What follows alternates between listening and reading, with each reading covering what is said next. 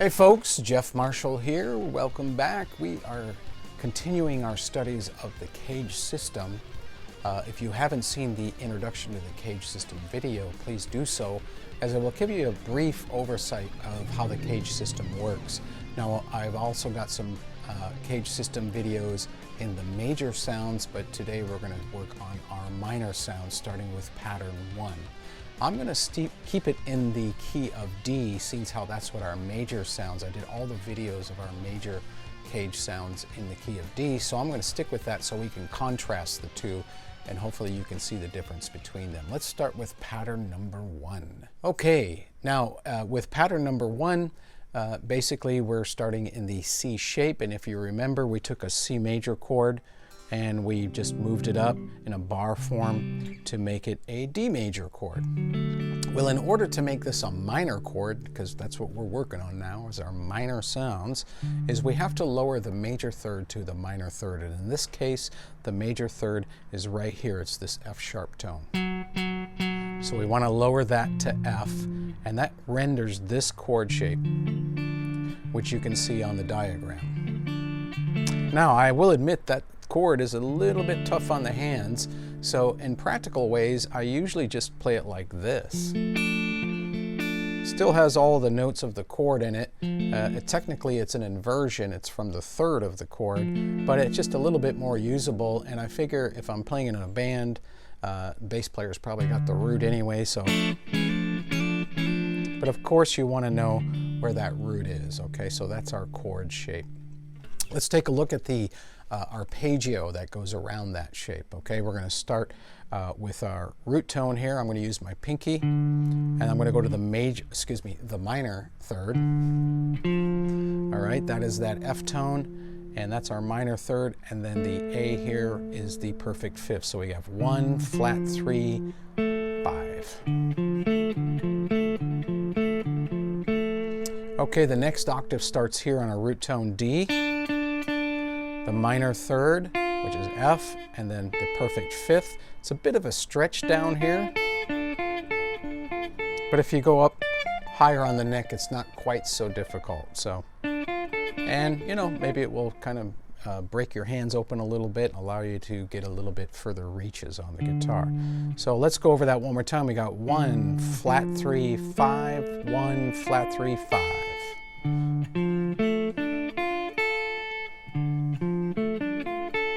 And then below the root, we can also add another fifth here. If you want to get super ambitious, you can go all the way down to another minor third here on the low E string. I don't have that on the diagram. I don't usually play that myself, but it's possible.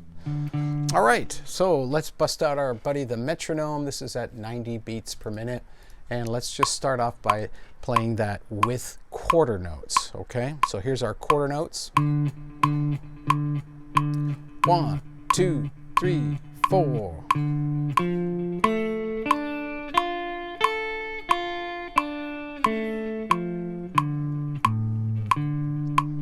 All right, let's maybe ramp it up to eighth notes. Here's our eighth notes. Just a 1 and 2 and 3 and, right? 1, 2, 1, 2, 3, 4. Let's try that one more time. 2, 3, 4. Maybe we can try it with our triplets, right? Here's our eighth note triplets. Triplet, triplet, triplet, triplet. All right, here we go. 1, 2, 3, 4. Let's try that one more time. 1, 2, 3, 4. All right. And maybe we can start making some music. Of course, we could ramp it up to 16th notes, but I think we're starting to get it down. Let's see if we can make some music with this information, all right? Now we're in a minor sound, so I'm going to switch over to my minor backing track here. And I'm going to see if I can just make some music with only the notes of that triad arpeggio, all right?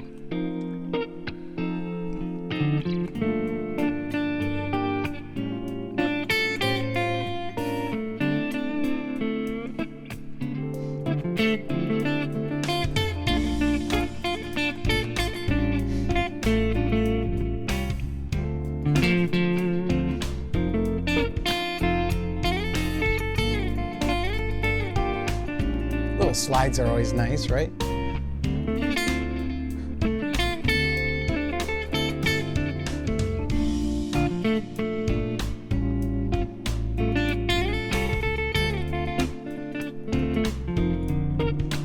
All right, that sounds pretty good.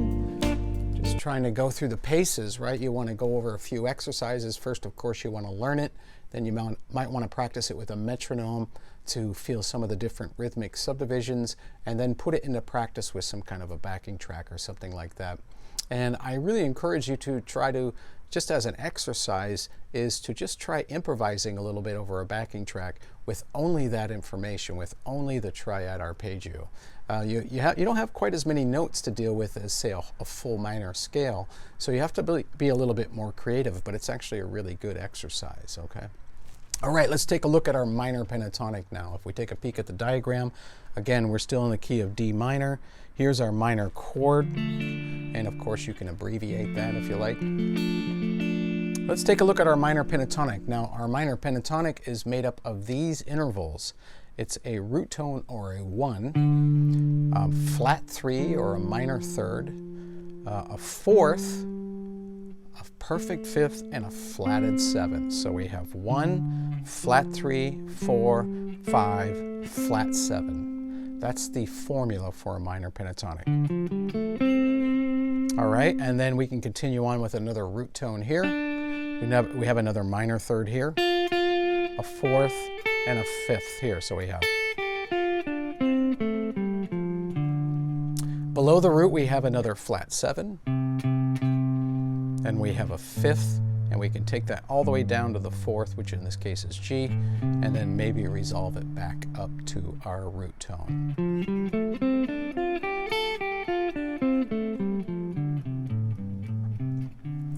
All right, let's go on to our old buddy Mr. Metronome, 90 beats per minute.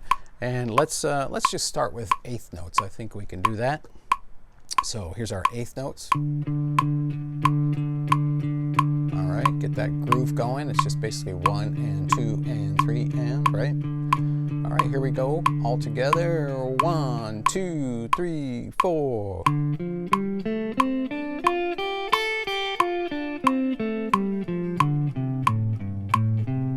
Awesome. Maybe we can try it with our triplets now. Get our feel going. Triplet, triplet, triplet, triplet. All right, here we go. 1, 2, 3, 4.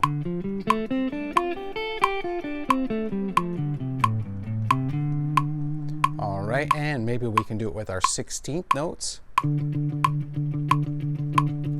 Remember, our 16th notes are 1E and a 2E and a 3E and a, right? Let's give it a go. Here we go. 1, 2, 3, 4. Ooh, that one's a little quick. Let's try that again. Here we go. 1, 2, 3, 4. Awesome. All right.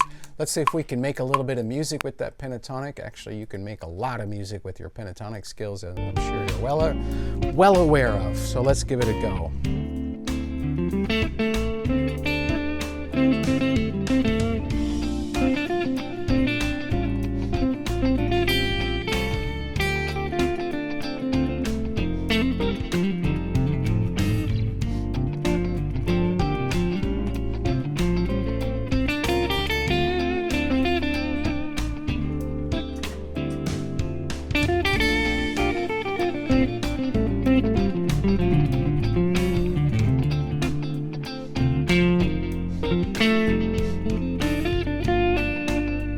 Maybe I can add some of that arpeggio.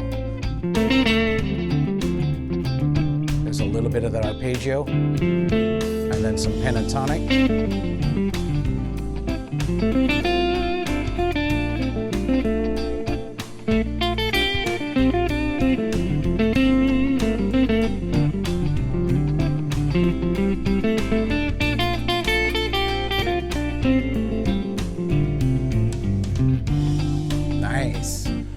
Blending those two sounds together, messing around with some of our rhythms. adding some personality with some slides, maybe some potential bends. I'll show you a couple of quick bends that are really nice there. Here's our root tone in this pattern. Up on the B string, here's our minor third. You can always bend that up. That's a really nice one. This one here, which is the flat 7, you can always bend that up to the root.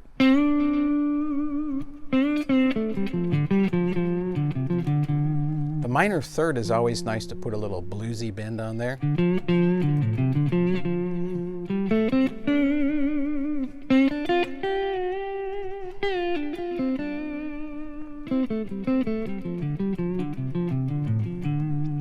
That's one of the reasons I don't use my pinky a lot when I'm playing pentatonic scales, because I have more power when I'm bending with my third finger. So like right here, if I do this move and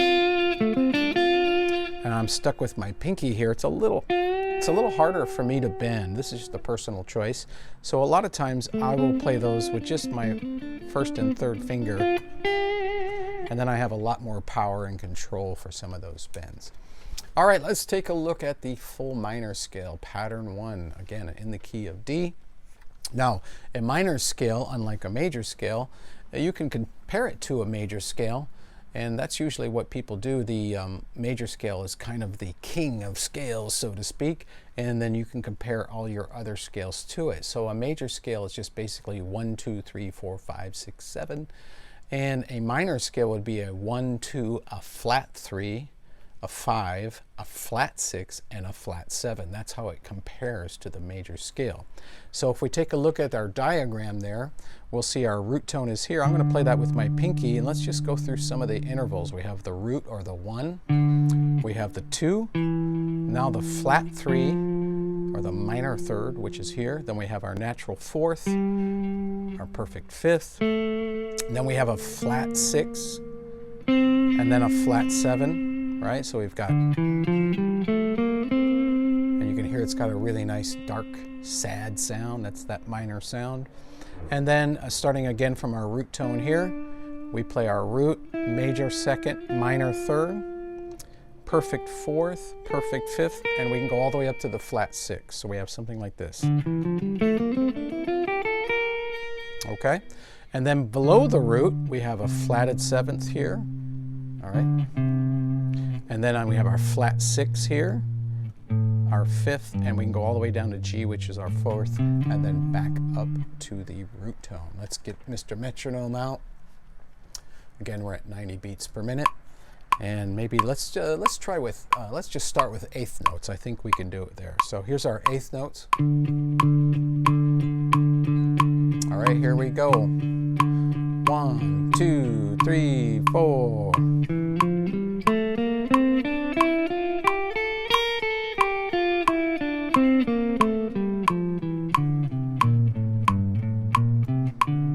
All right, maybe with our triplets. There's our triplet feel. Remember, triplets are triplet, triplet, triplet, triplet. All right, here we go. 1, 2, 3, 4.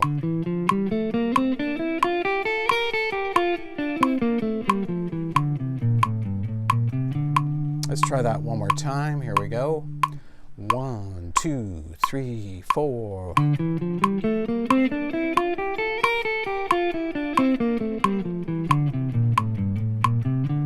And maybe we can try it with our 16th notes.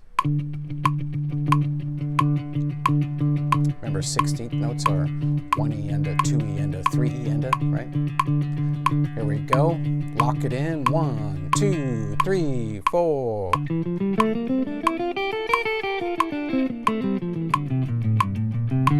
Let's do that one more time. It's a little quick. 1, 2, 3, 4.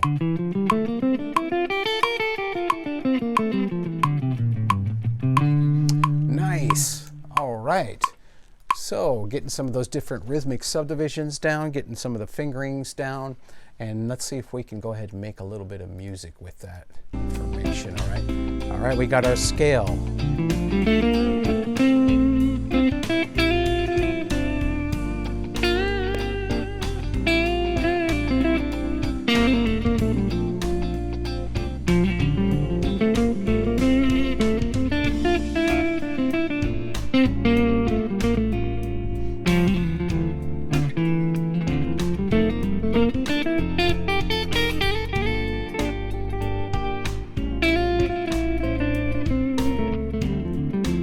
Maybe some pentatonics in there.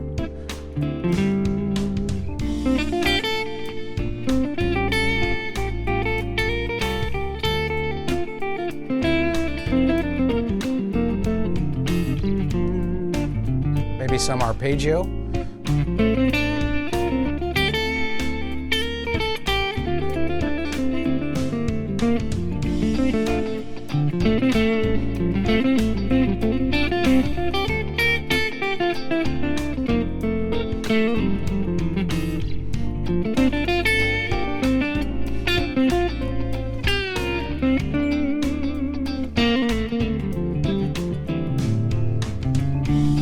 Nice. All right, you see I threw a few bends. I found some choice spots. Whoops. Some of those bends that we were talking about, I tried to throw some of those in there. I started off just kind of going around the scale and trying to make some music with that, some phrases. Don't be afraid to repeat yourself. A lot of times we feel like we have to play everything we know all the time, and that's not true. What you really want to do is try to create some really great music. So repetition is always good. Repeat something you played. Make a thing out of it, you know what I mean? Maybe just change it a little bit so it's almost like you're having a conversation. You can make so much music with just that little bit of information there. All right, so we combined our pentatonic scale with our triad and with our full scale. We use the chord as a visual reference, okay? And of course we can, really nice usable chord shape that we can use as a D minor chord also.